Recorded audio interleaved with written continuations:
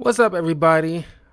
I know streaming a little bit late today, but there's it's gonna be making a few videos here. I got a lot to talk about, half of which something I've been thinking about in the past couple of days. But first things first, I want to get my thoughts about the whole situation with Skeleton Crew. It was more to say about that and how, despite the general people who did see it praising it, the numbers ain't reflecting that.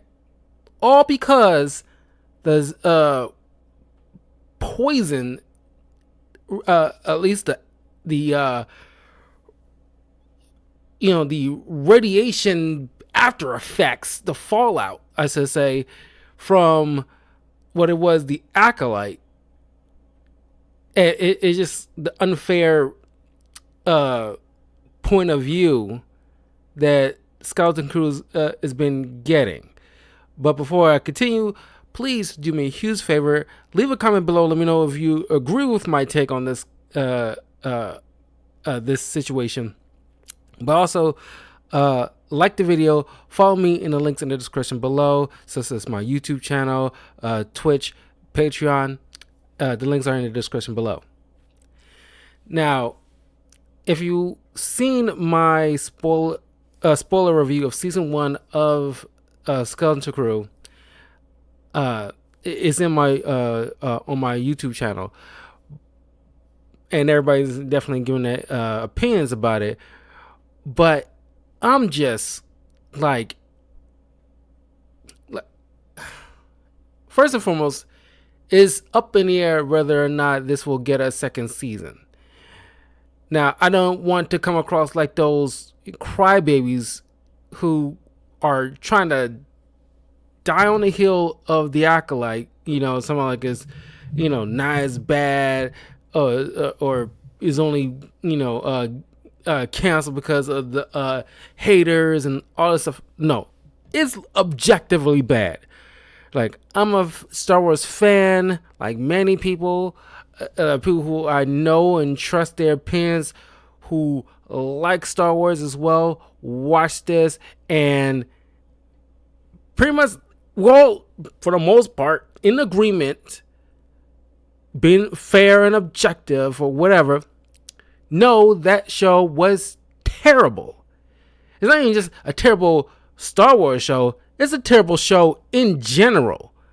It is horrendous. It isn't because it's like a multicultural or predominantly female led or any of that stuff. It has, for the most part, crappy characters, crappy writing, slow paced, and it just like got characters flip flopping from one moment to the next and wasting an episode talking about the same episode you showed prior, but from a different perspective, and it's kind of like a waste. It just, from the ground up, it just was not. It was not giving. The headliner of this, Leslie Headland, pretty much treated it as like a freaking therapy session and slapping the Star Wars IP on it. It is bad. And because the level of bad quality that we got from it and the ramifications led to its cancellation a month right after the final episode was released, Skeleton Crew was coming up fairly soon. And of course, certain people was like, oh, they treat the Skeleton Crew and those kids like they did with the people in the Acolyte. We're gonna start canceling folks, and we're gonna get them demonetized or blah blah blah, and it's like, no, because no one's gonna bully a bunch of kids. But if it would have turned out to be terrible, people had the right to voice that. Nobody's gonna sit there and say like, oh, it's crap because of kids. No, we've seen films that had great kid actors and terrible kid actors, and it's art made to be objectified and criticized in any type of metric the viewer so deems so. That's what happens when we put something out into the world, whether to be criticized in any shape or form. You can't shield it from that. You can't only just put out art and expect everybody to just say all its praises and can't give any type of negative feedback. Even the people who normally just try to enjoy things and not try to hate on things just to hate on it or whatever. Even those rational people still getting hate because they dared to give any negative feedback to this Acolyte show. It's getting like so much hate and like, oh, you're part of that group or you're this supporter or whatever, and it's like, are you out of your gourd? People, it's like, I love Spider-Man No Way Home. It's honestly my favorite movie. It's period. Like I stated this multiple times. Like that is objectively, if you ask me what is my favorite movie of all time, Spider-Man No Way Home is, objectively my favorite movie of all time. But I am not gonna sit there and attack or jump on somebody's neck because they feel otherwise, or even if they do like it and offer negative criticism, or just flat out hate it and offer negative criticism. That's their opinion, and I can just objectively hear them out and say, oh, this doesn't work for me, this is like a cameo fest, blah blah blah. And it's like, sure, I disagree, but I can't ignore the fact that objectively, if like those who's not like a superhero fan, or they watch a lot of movies, or just tired of the MCU, or just they got superhero fatigue, or whatever the case may be, you can just like look at it and say, like, in their eyes they see nothing but cameo fest. They look at Deadpool and Wolverine and see a cameo fest, and it's like, okay, yeah, this has a lot of cameos in it. Is what they do with those cameos is what make or break it. It broke it for them, but it made it for me. Because yeah, in general, I can see movies that can make a cameo fest where you just pop in and out and just so like dangling keys, like, oh, look at that. It's like, oh, Arnold Schwarzenegger just walked by. Or matter of fact, speaking of which, Last Action Hero, great 90s action film, has, if you've seen that movie, there's a scene where Arnold Schwarzenegger's character walking with his kid sidekick into the police station, and as they walking in, here comes walking out Sharon Stone from that her most iconic scene, Basic Instinct, exactly looking like she did there. And then you got the T-1000, Robert Patrick dressed as the T-1000 walking out of the police station.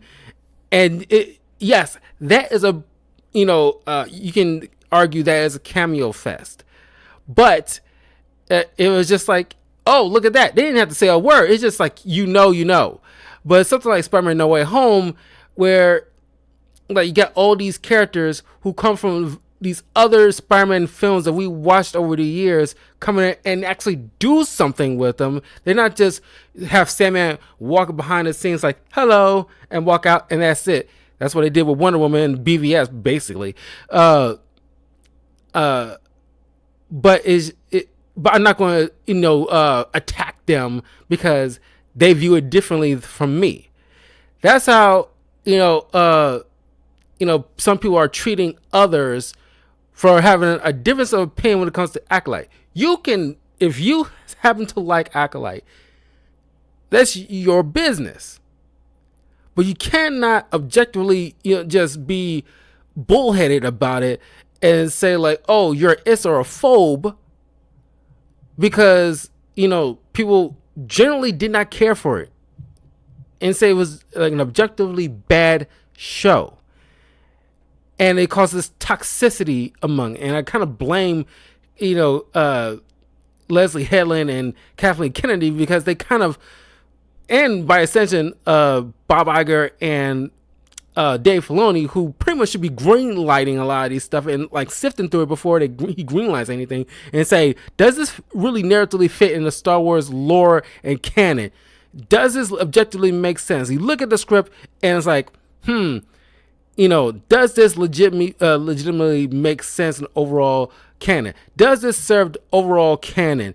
Like, no, then that's a no-go. We're not, greenlighting this. This is crap. Why are you handing me this, knowing that none of it makes sense? He has to see the script. He is like, aside from Bob Iger, he is the general.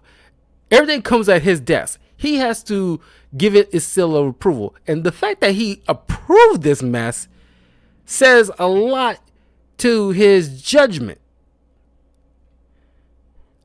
But because of the toxicity among fans, along with this crap writing that has people, attacking one another, or just the one that doesn't want to attack at all, but getting attacked for voicing their honest opinion about it, it causes this uproar that it didn't really need to be there if you either A, have a better script and not try to, treat this like your own IP when it's not your own IP. You're building off something that created by a different person who sold this IP to Disney.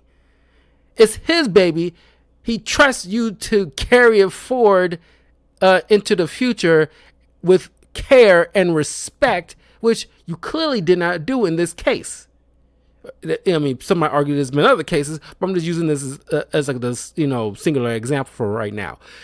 Now, because of that, because a lot of people are already getting kind of like agitated with Lucasfilm at this moment, but this was the nail in the coffin for a lot of people, and because of that situation, people are still reeling from that. And since Skeleton Crew was already on the docket, it was coming out fairly soon, and people at that point was already turned off. Some gave the show a chance, and those who watched it generally liked it. Especially if those who have kids, you unlike Acolyte, Skeleton Crew has legitimate great actors involved, especially kids. It's kind of rare you see like legit good child actors. I think we get a little bit more of them in recent years, but back in the day, growing up, there's some child actors is kind of like meh. Because of crappy direction, but the kids here in Skeleton Crew, great actors. You're having fun watching them on this journey, and they, unlike Acolyte, who's trying to do this whole mystery thing and mishandle the entire situation, Skeleton Crew actually has a legit, decent mystery on his hands. If you know about the whole situation with Aden, because it's pretty much just Treasure Planet or Treasure Island, adaptation here, where Star Wars canon is pretty much in the past either like a Western or a samurai-esque thing. Here you get to see like a pirate-esque thing going on here, and you're following these kids along with this pirate Jedi. And it handles like because unlike, Acolyte, who's trying to paint, and that's the biggest issue for a lot of fans, where you're trying to paint Jedi as like, oh, they're the real bad guys. Like they're inherently evil. Or this group of Jedi government is inherently bad, and thinking that they know better and treating like they're, taking children as child soldiers, and completely try to misrepresent or try to put out into the world for younger kids than Gen Z to look up and see this and have like a twisted view of what Jedi is supposed to be. While Skeleton Crew still has, you look through the eyes of the character Win, who see the Jedi as like essentially superheroes. And yes, it's the same way like we look at like Batman or Superman. If you read enough comics, seen enough TV shows and movies, you know they have their flaws every once in a while too. Batman and Superman, despite how you might feel, are not perfect. But what you won't do, because the IP does not belong to you, what you won't do is go ahead and, especially in the main canon, do not disrespect what is inherently special about these characters. Sure, you can make the joke, oh, Batman is a rich guy beating up, mentally ill people. That's the joke, but that's not what he is. He lost this, you got to keep the core of what that character represents. He's a young kid who lost his parents at a very young age due to senseless crime in his city, and decides that he's going to use his wealth and resources to go overseas, train to be the best at darn near everything, so you can come back and not only, yes, use his resources at Wayne Enterprises to better the world and the city, because people's like, why don't he use his money to help out? He does. If you read enough comics or if you watch enough TV shows, Bruce Wayne's always funding this type of whatever gadget that's renewable energy or whatever. But that can't be the bulk of a comic book story because nobody will read it. It'll be boring to a lot of people. You read a Batman comic, for the most part, you watching Batman fight crime. And every so often in his arc, you see Bruce Wayne doing his business. But you don't want to sit there and just tarnish all that because that's disrespecting the legacy of a particular character. That's what most people felt what they did with the Jedi. Sure, I think the Clone Wars series did an impressive job showing that the flaw that is the Jedi Order, but they did not lose the fact that they still are inherently good people. Skeleton Crew did the exact same thing.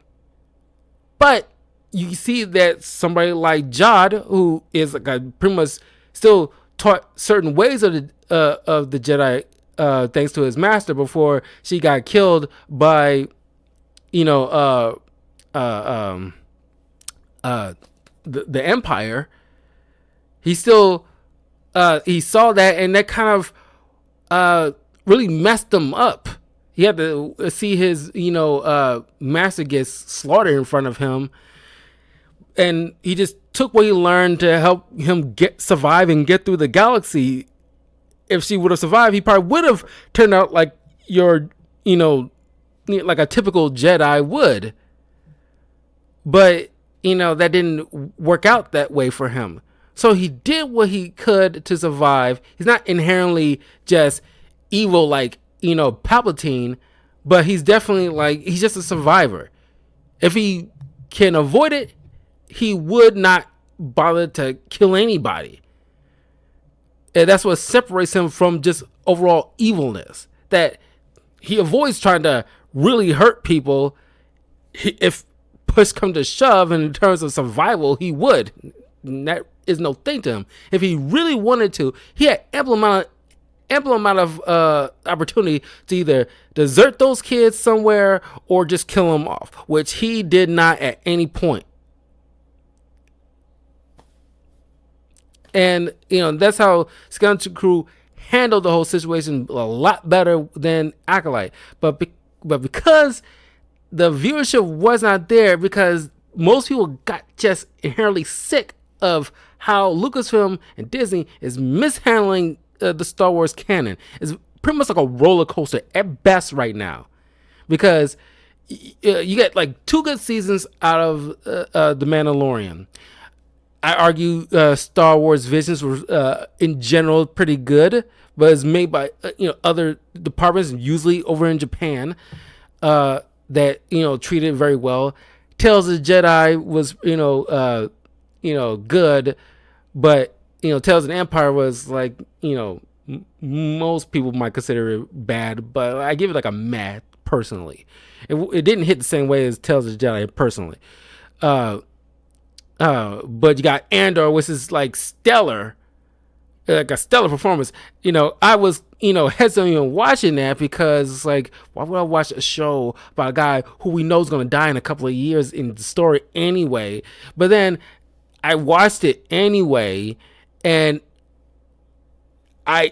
full disclosure, I didn't get immediately hooked on it, even though objectively I can see through my eyes and acknowledge in my brain that, okay, this is good writing, this is good acting, this is good cinematography, but it's like something about it is not like grabbing me personally.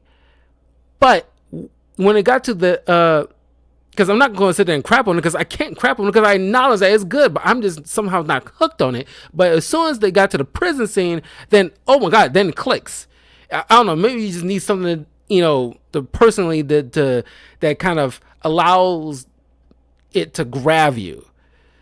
But that's just, a personal thing that I have to, get off my chest to be full disclosed about my feelings towards how I viewed Andor when it came out.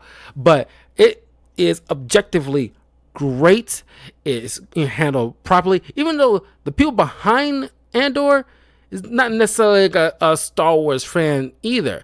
But he didn't go around like Leslie Hanlon's, like, what's your favorite Star Wars? I like all Star Wars. And it's like, ma'am. Like, when people say something like that, it seems like, oh, you don't really watch. Not like you're gatekeeper or anything like that. If you just know, it's like, when someone's like, oh, what's your favorite Spider-Man film? Oh, I like all Spider-Man. Like, it's like, come on. If you've been around long enough and you don't necessarily need to read all the comics, but if you've seen the films, you can name one. I don't even care if you say it was Amazing Spider-Man 2, but at least pick one that you can inherently feel like you like. It's like, I don't even care if you say you like, Star Wars the Solo movie. Like, people will probably look at you like confused, but they'll at least respect the fact that you picked one instead of just saying like, oh, I like all Star Wars. It's like no, we will respect it. Like, the showrunner of Andor is like, he doesn't watch Star Wars. It's like, he just be upfront with it. It's like, okay, fine. Personally, I think it kind of helps, so you can have some kind of at least a foundation. You don't have to watch all the TV shows or read any of the comic books or the novelization, but you got to watch at least a fair amount of the movies prior to all this. But that's not here nor there. He, had like an extensive history. Him and the actors and the people he works with behind that show have an extensive work history of being in tons of films, or worked on tons of films that for the most part has gotten a lot of accolades for the most part. Not everything's perfect, but it shows that he knows what he's doing. So that's why he got this job to work on. Unlike Leslie Helen, who worked on a few things, but for the most part, they wasn't generally well received. But it just like, but she got the job for to make a Star Wars project, and it kind of boggles the mind and how it's so mismanaged. It's okay to do something different in the Star Wars canon. You got two, or at least three: Andor, Skeleton Crew, and Acolyte. All three handles Star Wars differently from what we've seen in the original trilogy or the prequels or the sequels. But what the difference is, Those who worked on the skeleton crew in Andor understood what inherently is what Star Wars is. It's a battle between good versus evil. Even with like something like the Clone Wars series, sure has both like dark side and light side characters kind of turn what we know about them on their heads. Like, sure, you got certain Jedi who is flawed, making certain decisions that you won't necessarily agree with, but they don't lose the fact that like a lot of them are still good. You look at the dark side, people like Darth Maul or Asajj Ventress, sure, inherently they're evil, at least at the time. But you can give them complexity, but they don't lose the fact that they're still evil that you don't want to root for. You have something like Acolyte, where they just trying to like completely with some weird level of arrogance, thing like, oh, I know better than the source material or who made this, so I'm gonna treat like the dark side here just misunderstood and get this himbo to make some kind of what do you call those, like like a teenage girl's fanfic or something. And it's like, you don't know how to even write a decent TV show, let alone like a Star Wars show, and you kind of pissing on what we like about the Jedi. Sure, you can make them flawed characters, but like you don't like take away what we like, and then right at the last few minutes just try to shove Yoda down there just to like, see guys, we like Star Wars too, or just trying to shove, which is the most egregious in my opinion, trying to shove Plagueis at the tail end, purring on Smilo Ren. And it's like, look, it's like, why would you do that? And that was like just like a lot of people who watched this. I couldn't get through the first 3 episodes, to be perfectly honest with you. It was so bad. It's like like people who rage quit a video game. I end up rage quitting essentially this TV show. I couldn't get past the 3rd episode. Generally speaking, you give a new show 3 episodes before you can actually say inherently if this is for you or not. And this is definitely was not for me. My brain could not even get through the rest of it. I had to watch the rest via osmosis through other people's reviews and clips, because just so I can know how to at least shape out. But I could not stand the crappy writing. I couldn't. And the most of the people's bad acting, aside from the guy who's on Squid Games and was another character that the girl who played X-23 in Logan and Deadpool and Wolverine. Those two were alright. But for the most part, it just wasn't good. Nobody was there was really doing like A-class work, barely B-class work. But anyway, what this video is pretty much boiling down to is just the fact that the people in Lucasfilm have to, just like they're doing with the Marvel side of things, where they have to pull back, reassess, and figure out, okay, what works. We gotta pretty much pay a lot more attention to what we are relining, and be okay with just cutting something loose if it doesn't work or serve the larger purpose of this canon we're trying to build. Sure, you can deviate here and there, trying to do something new that people are not expecting, but you don't lose that inner core and know who your core audience is and what the story about Star Wars in general is about, which is good versus evil. And sure, in that trying their own take on what good versus evil, you can surely like, you know, do certain twists and turns. Like you look at Andor, it's like, you know, you look at the early stages of the Rebel Alliance and they doing, you know, questionable stuff, but you know it serves like a larger purpose and what will lead to what we see in like the original trilogy with the Rebel Alliance.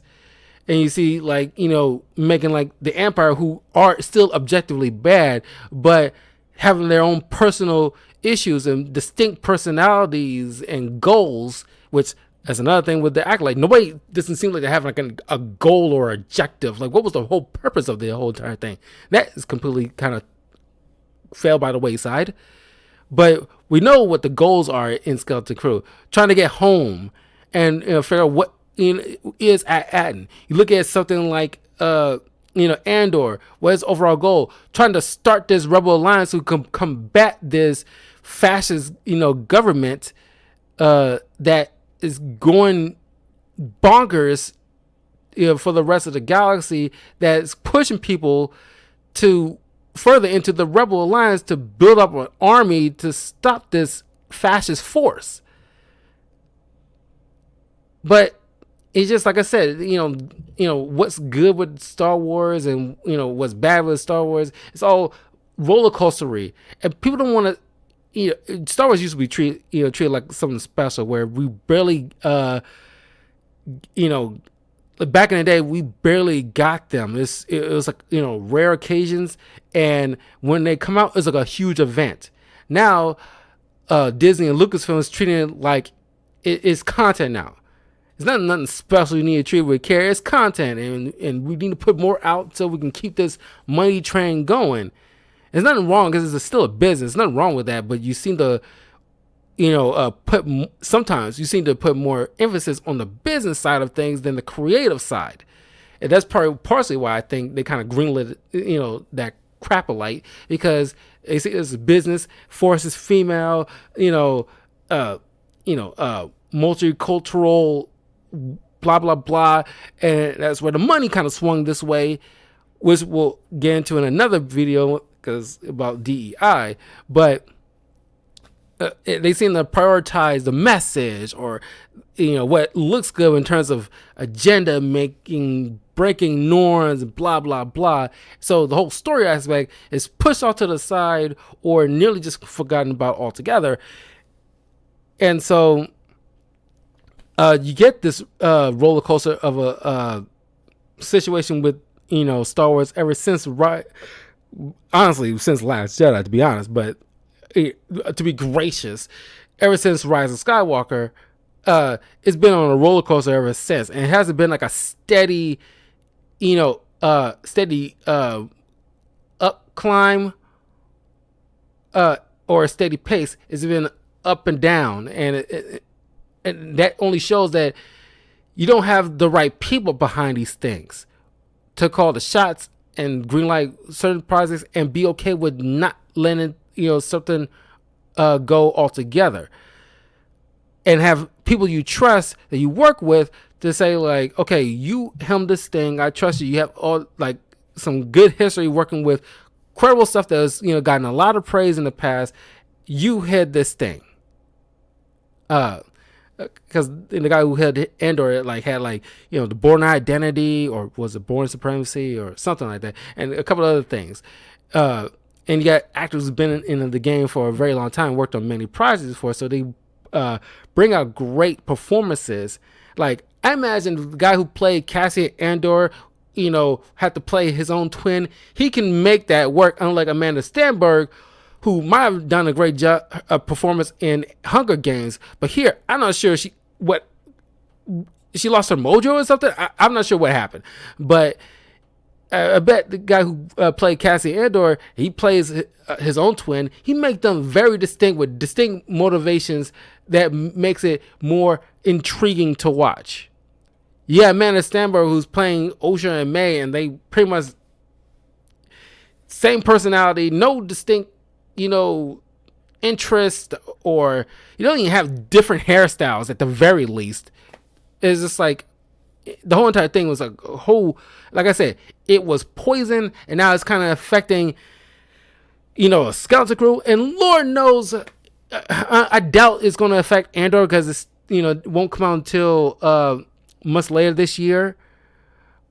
But if Andor would have came out, uh, you know, instead of Skeleton Crew, and Andor came out instead, it would have still done well, but it might still felt the ramifications of what uh, Acolyte did, and so some people was going to have like a warp, or at least and a view of it is like, oh, not many viewers seen it. Oh, it must have been terrible. No, it wasn't terrible. It was just like most people kind of turn off of Star Wars in general, so they chose not to watch it because they thought it was gonna be the same level of crap that we got the last time. And it's like you gotta stay consistent with your quality. I stated this in a different video. If they got like people who worked on the first 2 seasons of Mandalorian, and people who worked on Star Wars Visions, and people who worked on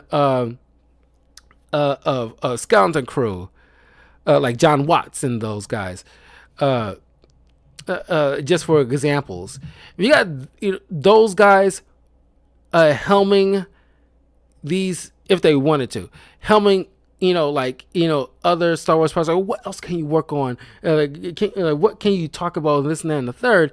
Then Star Wars shows would have like a spectacular run from the jump. But you keep hiring activists or people with different motivations and or chips on their shoulders, or who haven't even, I mean, sure, they don't have to watch every Star Wars property, but it's just like have some level of respect for the canon at the very least, and know who their audience is, instead of try to appease all these multicultural groups, instead of just understanding who the audience is at its core, which, let's be honest, is mostly guys. Sure, other women can still enjoy Star Wars. Nobody's stopping them from enjoying Star Wars. There's plenty of women who enjoy Star Wars, and even they can acknowledge the fact that Acolyte was crap. They don't care if it was hit. Like, they're not supposed to just like it inherently because female was the showrunner and was primarily led by mostly females. So was like Arcane, but Arcane had great writers and make complex characters that make sense with certain motivations, what the character would do. It's like, you don't just, like, I won't just like any movie that has a black lead just because there's like a black lead to it. If the black lead sucks, I'm gonna point that out. I don't give a crap. So there's plenty of movies with black leads that I've seen, and there's some that I enjoyed and some I didn't enjoy, and some I might be in the middle. But it's just like, yeah, I'm not going to just enjoy every black movie that I've seen just because it's a black person is directing it, or they have a bunch of black writers or a bunch of black leads. I don't care. Hell, I don't watch everyone in general. I don't even care for Tyler Perry plays. I never seen The Color Purple, either version. Don't care. Not my thing. Not saying like you, not saying you're wrong for enjoying it if you've seen it. It's cool, but it's just not for me. I seen Django Unchained like at least one time, and I didn't really enjoy it because I don't like this whole, it's pretty much like trauma porn or trauma corn, which I inherently just getting sick of. Where all this, ever since like 12 Years a Slave, there's been a stint of like making like some might view as Oscar bait, but it's just like it was like a weird time where it's just like shoving slave movies at us, and it's kind of like a groaner. No one wants to see that kind of thing. At least not all the time. But I'm not going to just go like, I have to go see 12 Years a Slave because it got black lead and I got to, show up for it. I'm like, no, I don't really care. So, yeah. But basically, in conclusion, uh, yeah, definitely give Skeleton Crew a chance. Definitely give Andor a chance. But you, I think maybe Lucasfilm is starting getting to some understanding now. They can't just greenlight every little thing. They gotta really pay attention and sift through the script. Probably do some what do you call those? Like I think it's test screens, but basically like get like some not those YouTubers and try to hire them, like buy them or pay for their plane ticket to come to this studio and bribe them with essentially with all these cool little products or whatever to view your video game or view your TV show or view your movie, and just to get them to say nothing but praise about your product. No. Get some ordinary people to come and watch your thing, or at least a few minutes of your thing, and let them give you their honest opinion, and then you just take the criticism and if you have time, use it to make the necessary corrections so the general audience can enjoy it, and those who are fans of whatever project you're putting out can see like, okay, you at the very least you handle the property with some level of respect. Good example, the first Sonic movie. They could have easily doubled down or talking about, this they just don't like the fact that the voice actor who of the Sonic movie is a Jewish person. That's why they didn't really like it, and they get us. No, they understood. They didn't take the criticism as like this, that, or the third. It's like, or take it personally. It's like, okay, they didn't like it. We need to course correct and change this while we still have time. Sure, it might give the animators a bit of a rush job, but we have to make this, we got to fix this to make it look exactly like the character they all grew up with. And look what it turned to. Each movie has been like a darn near $1 billion because they remain faithful to the source material and listen to the audience. They're not just hating for the sake of the hate. They have objectively some objective criticisms that it should be listened to at the very least, and you take it on the chin and not personal. Like look at like the lead actress of the Madam Web film. She and Sydney Sweeney acknowledged that movie was terrible. They didn't go out their way to talk about, they just hated because it was like a female-led film. Like, no, they acknowledged like, yeah, this is crap. Yeah, it's crap. I made crap. Yeah, I was part of crap. Yeah. I know you didn't act like. I know you saw me in this and this.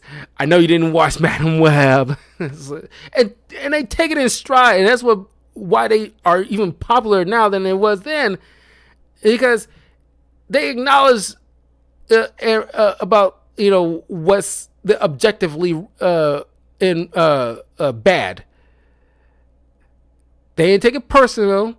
That's why they're even bigger stars now, and people generally like them as a person, not just because they're actresses, but they generally like them as a person because they, they're kind of based in reality. To be honest, they're very base people. It's like, yeah, I've been in crap. Yeah, it didn't work out so well. I'll just do better next time, next project. Unlike Amanda Stenberg, who decided to make a freaking diss track, which is awkward and cringe, instead of just like, yeah, it didn't work that well. Sorry, not everybody enjoyed it, but it's cool.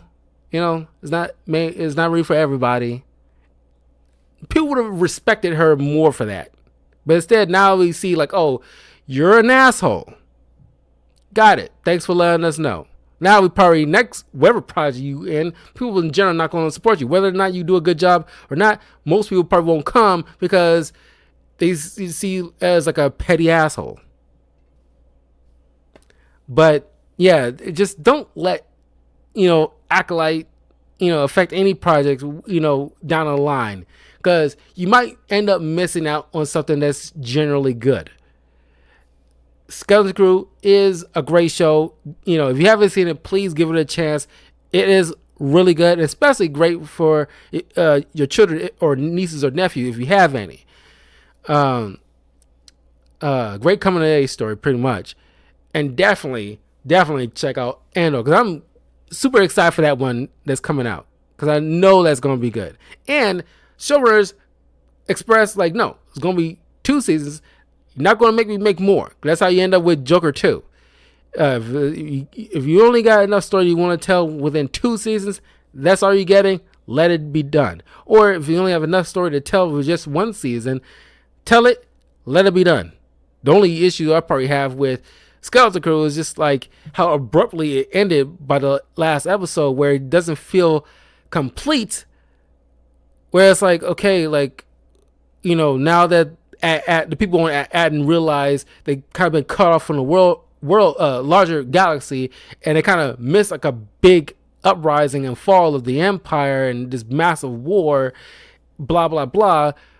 How's that affecting them and their worldview? That's kind of interesting. You kind of left that, on the table.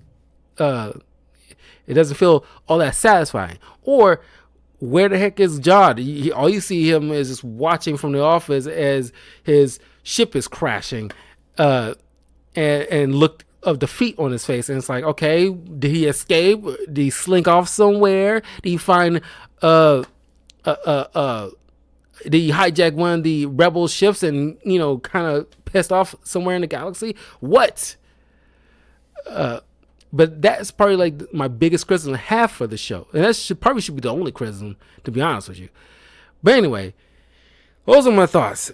I'm curious to know what you guys think. It's like, did Skeleton Crew get an unfair judgment or negative judgment because of what the fallout of the Acolyte?